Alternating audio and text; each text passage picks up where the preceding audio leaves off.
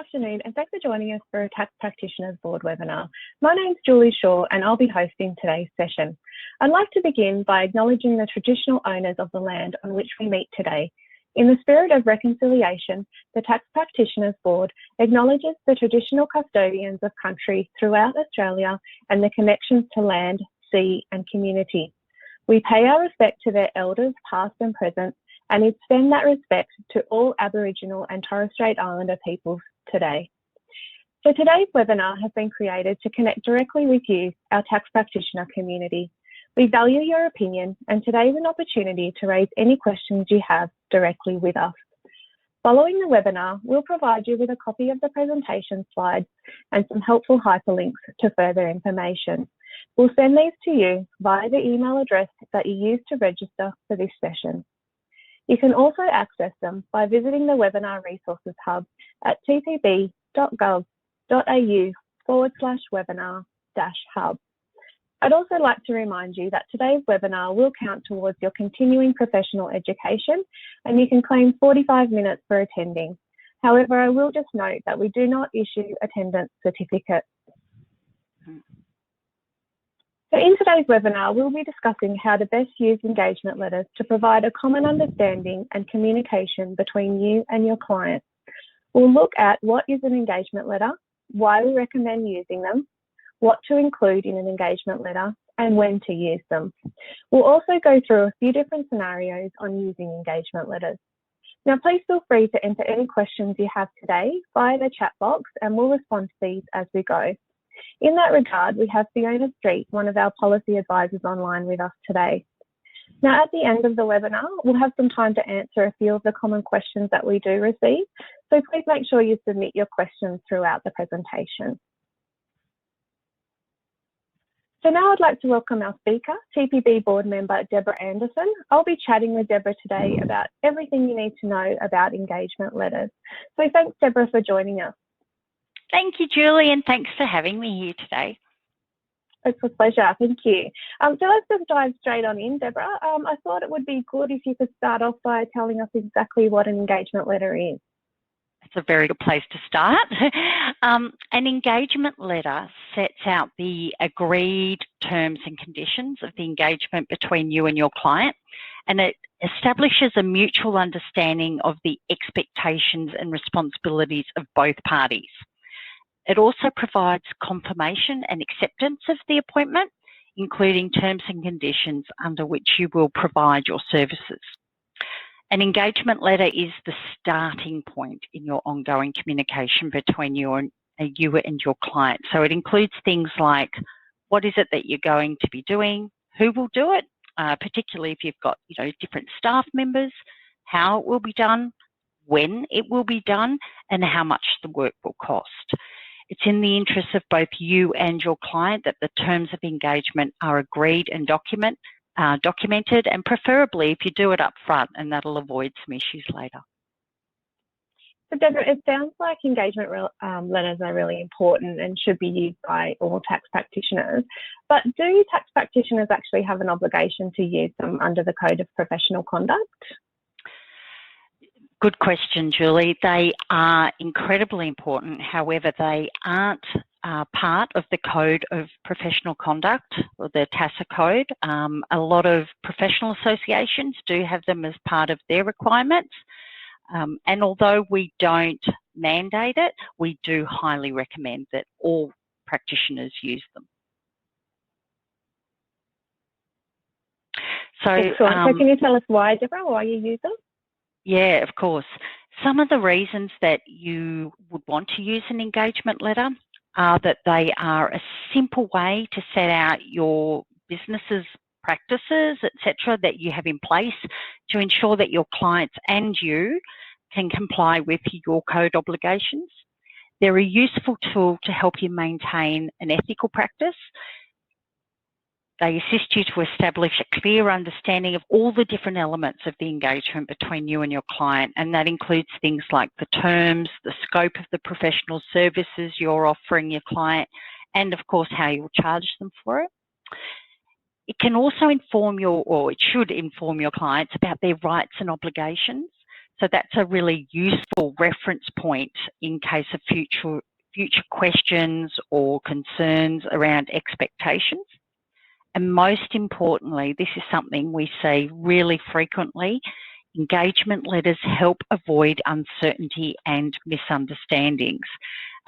One thing that we do get a lot of through the TPB is clients contacting us with a dispute in relation to fees or the scope of work that was supposed to be completed. And often in those circumstances, it's because there was no letter of engagement in the first place. Thanks, Deborah. They're all really good reasons, I think, to use an engagement letter, especially, as you say, to avoid any misunderstandings between a tax practitioner and their client. I think it would be interesting also to find out how many of our practitioners in our audience today are currently using engagement letters. So how about we run a poll and find out what's happening out there in their community? That sounds great. And we've got a lot of people on here today as well. So it'd be a really good, I'm really interested to hear how many people do and don't. Excellent. So let's go ahead and do that now. So the poll that I'm going to conduct is a multiple choice question.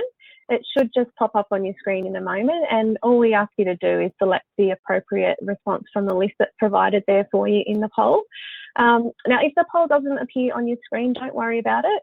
You can also submit your response in the chat box as well, but just give it a moment and it should appear on your screen any second now. Okay, so what we'd like to know is, are you currently using engagement letters for your clients? And the answers that you have to choose from here are, yes, I'm using them for all my clients. Yes, but I only use them for some of my clients. No, I don't use engagement letters for any of my clients. So I'm just going to give you some time to respond to that. And then once we've got your responses, we'll come back and we'll share the results with everybody. And remembering it isn't a mandatory requirement, so there's no wrong answer here. I do love the poll, so I love seeing what everybody does in their practice. Okay, we've got quite a few people that have put through their responses there. I'll just keep it open for a couple more seconds just to give anyone any final opportunities to respond. But what we might do now is close that one down and we'll share those results to the screen so that everyone can see them. But it looks like, Deborah, what we've got so far is about 47% of people saying that yes, they use them for all their clients. We've got about 38% saying that they do, but only for some of their clients. And then we've got about 15% online with us today saying that they don't use them for any of their clients. So, Deborah, I'll hand over to you and you can share your thoughts on that.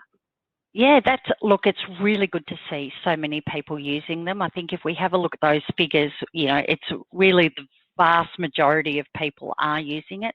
And as I pointed out before, it's not mandatory, but really we strongly recommend you do. It's so good to have that peg in the sand to be able to say, these are what, this is what we are going to provide to you, and these are our expectations back from the client. So well done to the majority. Excellent. Thank you for that, everyone, for participating. So now that we've talked about why you should use an engagement letter, Deborah, can you tell us what should be included in an engagement letter? And also, is there a template that tax practitioners can use to assist them? Another good question. Look, we do receive requests for a template of an engagement letter. However, as most people are aware, every single business, BAS agent practice, tax agent practice, very different, and also their clients are really different. So most businesses need, something that's relatively tailored. So we think each business should develop their own engagement letter that suits their business model.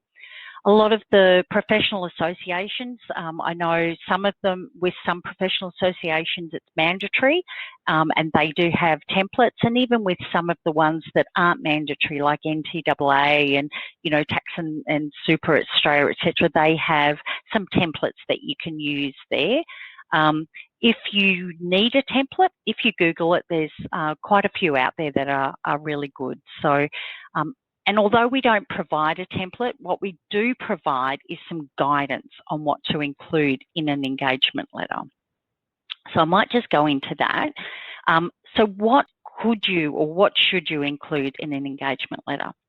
So some of the things are, and starting with the basics, a description of the work that's to be included, and that will cover things like who will complete the work. Will it be a principal or a partner? Will it be an employee or an admin person? How will the work be done? When and where the work will be done. And this could be, for example, if you're going to be going on site to the client's premises, if you're going to be doing it remotely, or even if you're going to offshore, how much will the work cost? And breaking that down into how your fees are calculated. You know, are you doing fixed fee or are you doing hourly fee? The frequency of billing. Will you be doing a deposit up front? Will you be doing part payments as you go? Will you be just charging at the end? Will you be charging at the end prior to lodgement? All of those types of things are really good to put in here, and a time frame for payment. So, you know, do you require, as I said before, do you require to be paid beforehand, before lodgement? Is it payment within 7 days? And that kind of helps limit a lot of the common disputes around fees. Also, how you manage your client's information and how you maintain the confidentiality, whether their information will be disclosed to third parties. And it's really important to remember here that a third party is anybody other than you and your client. So that could include, for example, someone related to the client or yourself. So it could be the client's wife or husband. It could be your employees. It could be that you've engaged to outsource some of the work, whether that be to another tax practitioner or whether you're getting some legal advice or a contractor. Whether the same service trust structure. So unless the client is defined in the letter as the whole structure, you need to actually include all of that. And something people often don't think about when we talk about third parties is off-site data storage. So if you're using cloud storage or you're using cloud accounting systems, that third party person is really important that you include that in your engagement letter, sorry. So clearly inform your client about what information you're disclosing, who you're disclosing it to, and where the disclosure will be made.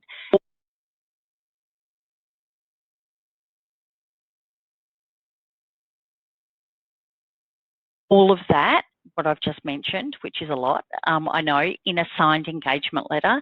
And when I say signed, it doesn't necessarily have to be a wet signature. It can be an electronic signature or via email. The letter should include some information about the arrangement for storing your client's documents or making copies of them, so whether you will keep copies of them on file or not on file.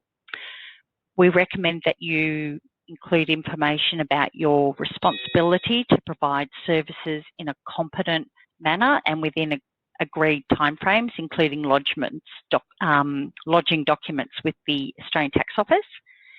It's also a really good idea to set out in the engagement letter how you will deal with tax refunds. Some people do fee from refund. I had to think of that one for a moment. And in that type of situation, you need to have the client's consent to be able to do that. It's important that all refund monies need to be passed on to your client, and we expect that to be within 2 weeks. And Julie, we will be sending out some links at the end of this webinar, and Julie, I'll get you to include a link to the refund monies in that. It's also important to include your name and your registration number in the engagement letter, and this will give certainty to the client that you are actually registered with the TPB, and feel free to put your registered tax practitioner symbol in your engagement letters too. The symbol, or the tax practitioner symbol, is designed to provide practitioners with public recognition that you are registered, that you have met the eligibility requirements, that you are obliged to meet appropriate standards of professional and ethical conduct when providing your services to clients. All registered tax practitioners who meet our eligibility requirement can use the symbol. It is free. I think I mentioned that. And Julie will also attach some instructions on how to download and use your symbol.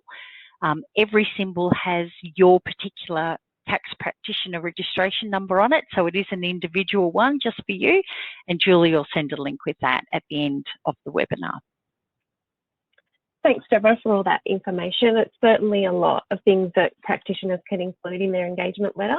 And yes, I will send out those links to everyone after the session today. And with those links, I'll also send out a copy of the presentation slides. We've had a few questions coming through about that, but we will issue those to everyone following today's session. So Deborah, as you mentioned, you know, there is a lot of information already, but can you tell us, is there anything else that practitioners can include in their engagement letter? You can include as much as you want to in the engagement letter. So other things you might like to include are the client's responsibilities. And it's just, you know, you have responsibilities to your client, but your client has responsibilities to you and also to the tax office as well. So things like you might want to include that that the client needs to get all relevant information to you in a complete and timely manner. That they need to advise you of any changes in anything, you know, relevant to the services you're providing. So, you know, that might be get married, got divorced, or, you know, change jobs, those types of things. And what the consequences of errors and omissions are from the information that is given to you. You can also use this opportunity to put your duties under the Tax Agent Services Act, or the TASA, that you have to act lawfully in the best interest of your client, and you also have to act honestly and with integrity. So it's always really good to be able to let the client know that you have to be lawful as well. Your arrangements for how you deal with conflicts of interest. So here we're talking about things like when you're representing different parties in a partnership arrangement, or even if you do returns for a husband and wife. And we frequently receive complaints about conflicts of interest following marital breakdown. So I will cover off on that in a scenario a little later, because, you know, 50% divorce rate in Australia, those types of things come up all the time. You can also use the engagement letter to disclose commissions that you receive for purchases of products or services you recommend. So that might be things like audit insurance, software, for example. And really importantly, the rights and obligations of your client under taxation law. So if the agreement extends to preparing and lodging tax returns, the agreement, your engagement, I should say, could advise the client that it is a self-assessment system. It maybe even explain what that means and what their rights of objection and appeals are as well. So as you can see, you can put a lot of information in your engagement letter. Thanks, Deborah. That's a lot of really good recommendations there and great examples as well. So I think now that we've covered what practitioners can include in their engagement letters, how about we move on to discuss when tax practitioners should actually use one? Okay. So, go ahead, Deborah. Yeah, sorry. Honestly, the best time to use an engagement letter is right at the very beginning. Engagement letters should be issued at the start of an engagement and use it to explain the terms of the engagement to all new clients. That's what we recommend. It really is the best place. As they say, start as you wish to end. So always, you know, do that. For existing clients, if you don't have an engagement letter for the existing clients, you can issue one at any time. However, if you already have an engagement letter with them. You should issue a new engagement letter when there are changes, and those changes could be things like changes to your terms and conditions. It could be a change in the scope of services. You might now be providing advisory services as well as just tax services, or you might be now adding BAS services, etc. If there are any changes to laws and regulations, that's also something you should, that's also a good time to update your letter of engagement. So for example, TPARs. If TPARs are now being introduced into a particular industry, that's a good time, or you should update your engagement letters. If you've got a change in fees, so that could be just a change in your hourly rate. It could be that you're a change in your fixed fee, or also if you're just changing the way you charge fees altogether. And also if there's a change in your business structure,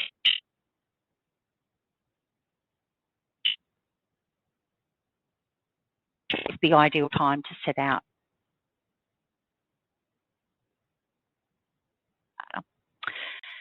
You should also have separate engagement letters for every client. And when I say every client, we often forget that when we're dealing with a partnership, there are people behind or entities behind that partnership, and each one of those people are parties to this particular engagement.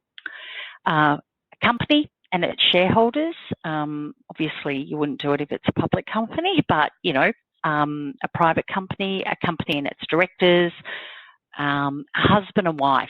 Again, I mentioned that one because anytime there are different clients involved, it is really important to get that. We strongly recommend engagement letters be reviewed every year and updated to reflect any changes, anything. So often a lot of the complaints that we get about practitioners, we find that the reason the client has contacted us is because there was no engagement letter in the beginning, or no updated engagement letter in place. Because the first thing you do is, you know, I've got a client, they've got a problem with this. The first point of call is, what did you say you would do in the engagement letter? You know, if they're complaining about fees, if they're complaining about timeframes, if they're complaining about scope of services. So if you've got that engagement letter in place, that's a really good starting point to settling any of those conflicts. Thanks, Deborah. That's really good advice and good to know. Just wondering, you did actually mention a moment ago that the TPB recommends an engagement letter annually or in the event of a change. Can you just elaborate on why this is the case? Sure. It's important that clients understand the terms of an engagement at all times. So whenever there's a change, it's important to update your engagement letter. As I've said, it helps to avoid any misunderstandings between you and your client. By doing it annually, you can reinforce the terms of your engagement. This accommodates any changes in the business relationship. It might be that you've got staff or they've got staff now, those types of things, and it strengthens the legal standing of a letter of engagement. It can also be useful in that it reminds your clients of the scope of your engagement. So it can assist with things like scope creep. And this, you know, scope creep happens to everybody, I think, but in particular, clients may request a small, really accumulate over time and impact you, impact your resourcing, and also, you know, potentially loss of fees. If you're doing it annually, I mean, it's good for your business practice to actually sit there and formally review each client and their engagement with you frequently anyway. Thanks, Deborah. They're all really great points as well. And I think it's a good segue into our next section on how about we go through some scenarios where engagement letters have helped tax practitioners. And I think these scenarios will show how you can make the most of the engagement letters in your practice. So, Deborah, I'll just hand over to you, and you can go through some of those scenarios for us. Sure. And these are, as I said before, common scenario of clients that get divorced. Most practitioners will deal with a husband and wife. And so in this particular scenario, I've got Mario and Daniela, recently separated or divorced, and they have used the same registered tax agent returns. It becomes apparent to Jim that he has a conflict of interest if he acts for both Mario and Daniela, because they have a competing interest in relation to a claim for a particular rebate, for example. It's also important to understand here that additionally a perceived conflict may arise in regard to one or both of the clients holding a belief that Jim may not be giving them objective and appropriate impartial advice or services to each of them. And sometimes, as said here, the conflict can be actual, but it can be perceived as well. So in this case, so Jim, the recommendation here is that in his engagement letter that Jim appropriately discloses this conflict of interest to both Mario and Daniela and receives written agreement from both of them in relation to the arrangements he has in place to manage the conflict. And that might be something like, he has staff member X dealing with Mario, staff member Y dealing with Daniela, or if you're a sole practitioner that you will be doing it, but you will not be discussing with each other, etc. So put in place what are the agreements. In this case, Jim was satisfied that under the code item 5 to manage conflicts of interest, he had appropriately disclosed his conflict of interest in his engagement letter. He obtained signed agreement from both Mario and Daniela on how he will control that conflict prior to preparing their returns.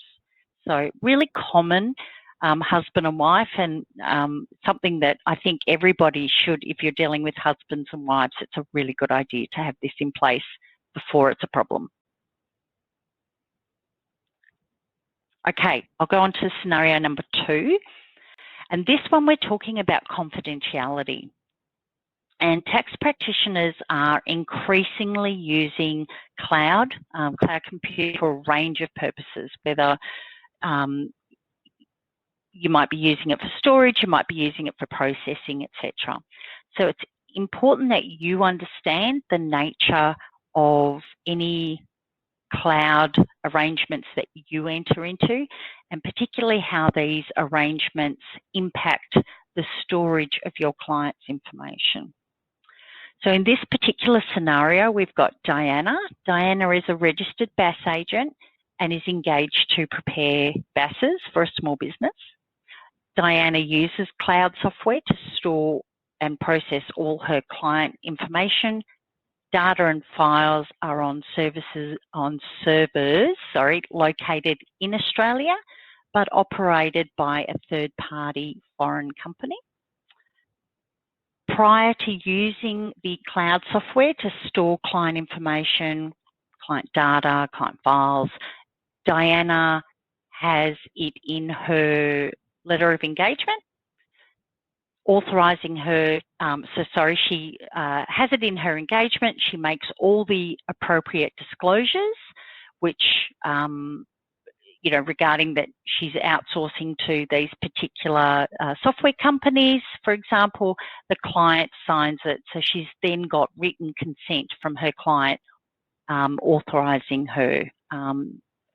Really important. I think in this day and age, I know in my own letters of engagement, I try and include as many of the cloud products as possible. In particular, Diana arranges for her client to sign an engagement letter which sets out, amongst all the other things, precisely which entities could have access to client information, data and files. As I said earlier, it's a really good idea to do that in this day and age, particularly with cybersecurity being such an issue. In this situation, and I think I mentioned earlier as well, that we don't often think about third-party confidentiality when we think about cloud software, but there is the ability for those software companies to see our clients' data, and so therefore we, are exposing it. So it is important that we ensure that we've complied with our obligations under Code Item 6, which is the confidentiality code.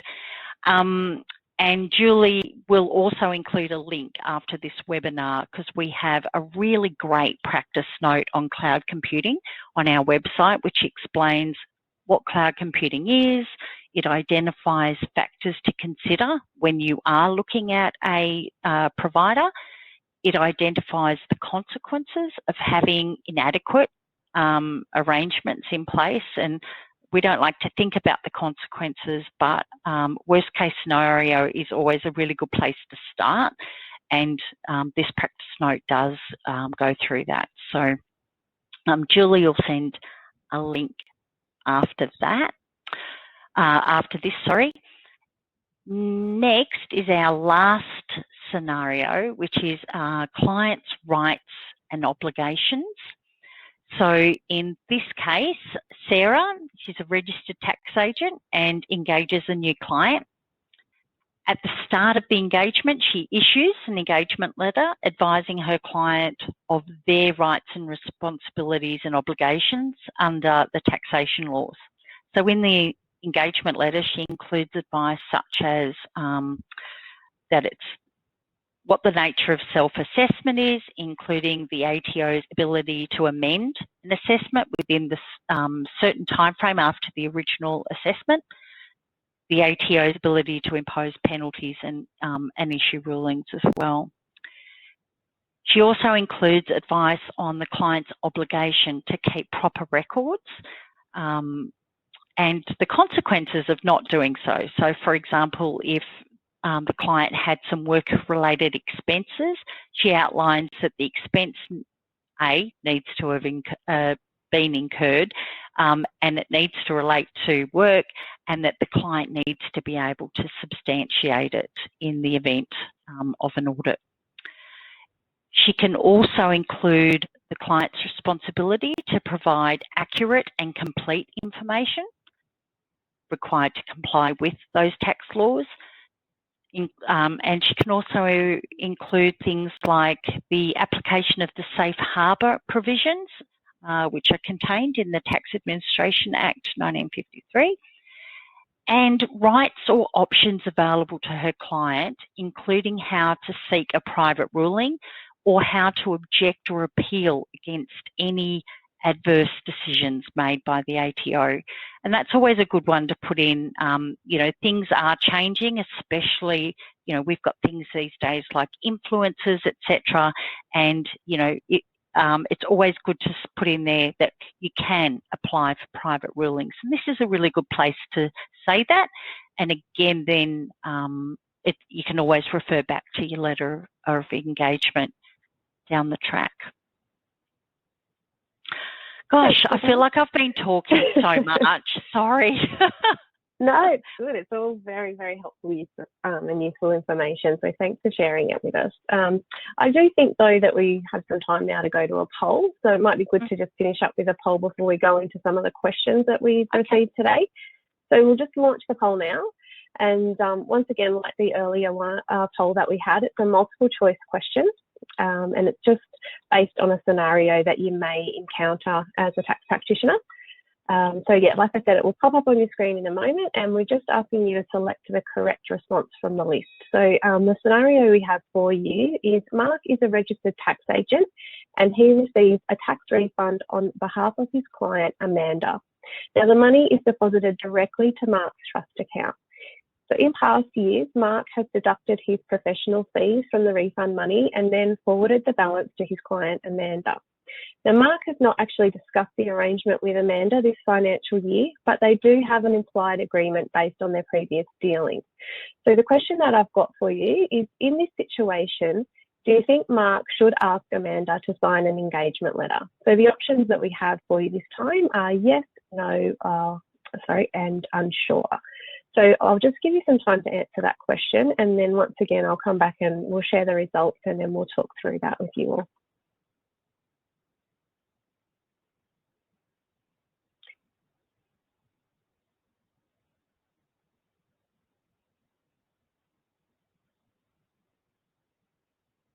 Okay, I'll just keep that open for a little bit longer just to give everyone an opportunity to reply. I'll also just mention that we have had a lot of questions coming through the chat today. And as I said, we will share some of those in a moment. But if we don't get a chance to respond to you directly, we will respond to you through the use of an FAQ or contact you directly as well. Okay, so what I might do is I'll close that poll off and we'll share the results. So hopefully everyone will see the results coming up in a second.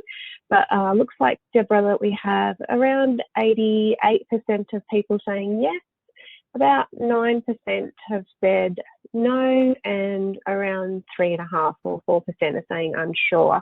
So I'll just hand that over to you, Deborah, and you can go through the results and let everyone know what the correct response is. Yeah, thank you. Well done. 88% of people that said yes. I think the key in this one for me anyway is that I think Mark really should have had this letter of engagement put in place when he very first started dealing with Amanda, because you shouldn't be taking fees from refund without having that agreement in writing to begin with. So if he hasn't done that in the past, today is the perfect time for him to actually put in an engagement letter now. Just a couple of things to note on that, just on the peripheral, but you know, Mark has done the right thing. He's put the money into a trust account. If he is doing fee from refund, I know a lot of people aren't doing that much these days. And I think I mentioned earlier that we do expect, well, the TPB's expectation is that you will account to your client for that refund within 2 weeks.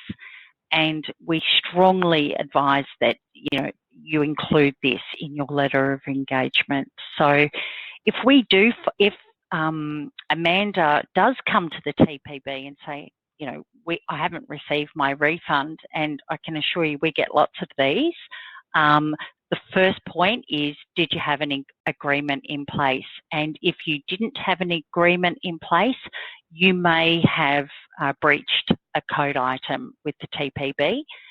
If you didn't have it in a trust account, that's obviously another issue. But, you know, this is where letters of engagement can really avoid all kinds of misunderstandings down the track. Over to you. Excellent, excellent. Thanks, Deborah. I think we might wrap the presentation up there, and we'll go to some of the questions that we've been receiving during the presentation today. So the first one that I have for you, Deborah, is do tax practitioners need to provide an engagement letter to the client every year, or one signed letter could be used for future years for each client? We do recommend that you, at the very least, review your engagement letter annually. If there are no changes to anything, their situation, your situation, scope of services, fees, etc., it's okay not to issue a new one. But, you know, things change so much these days, as we all know. So it's a really good idea to do a new one each year and, you know, update anything that's changed. And at the very least, it's reminding your client of their obligations to you as well as your obligations to them. Excellent. Thank you so much for that, Deborah.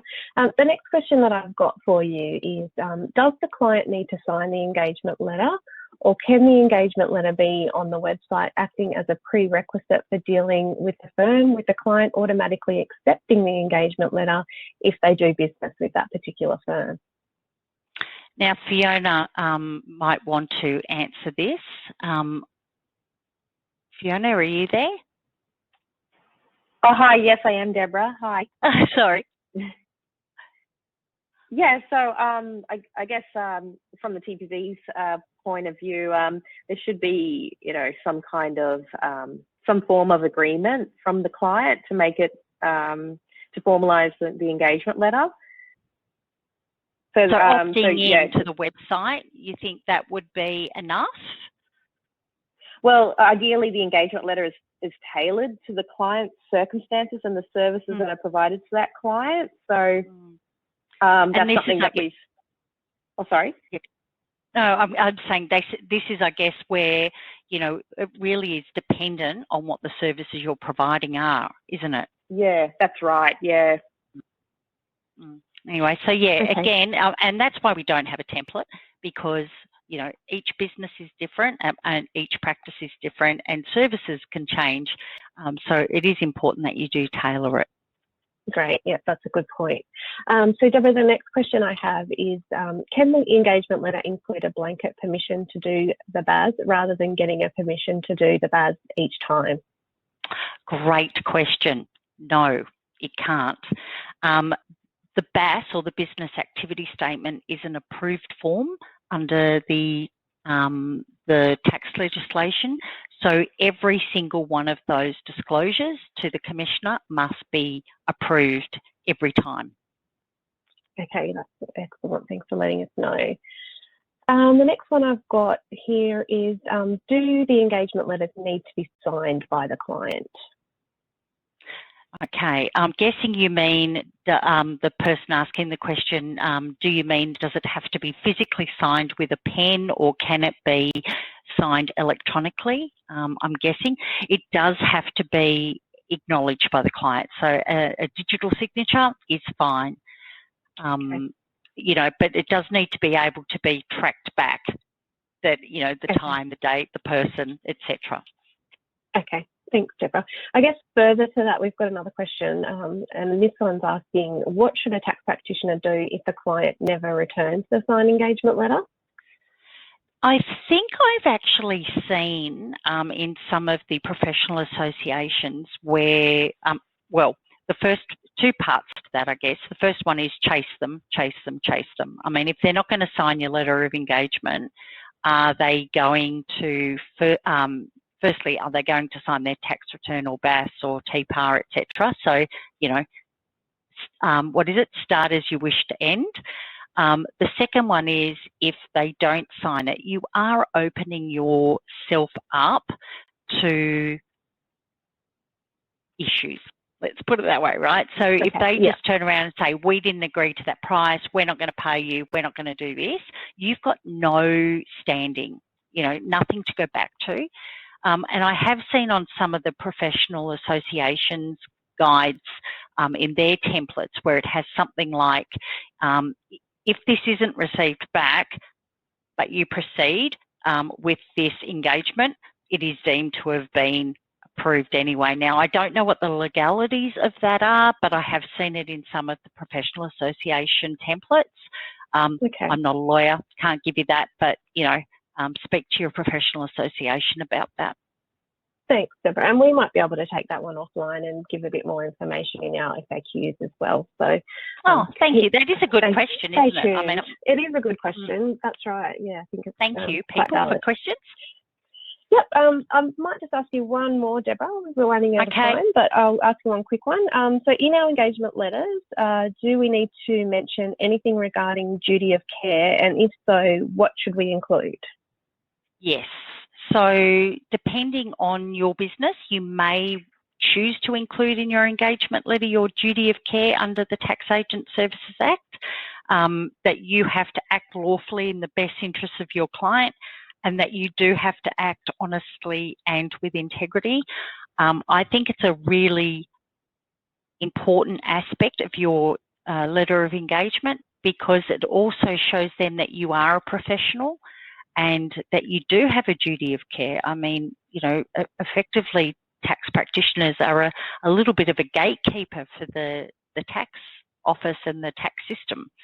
And if you do something that is not lawful, even if it is in the best interests of your client, but if it's not lawful, you are at risk as well. So engagement letters can be, you know, put as much in as you really want to and you feel comfortable with, but it's a great place to put these kind of details.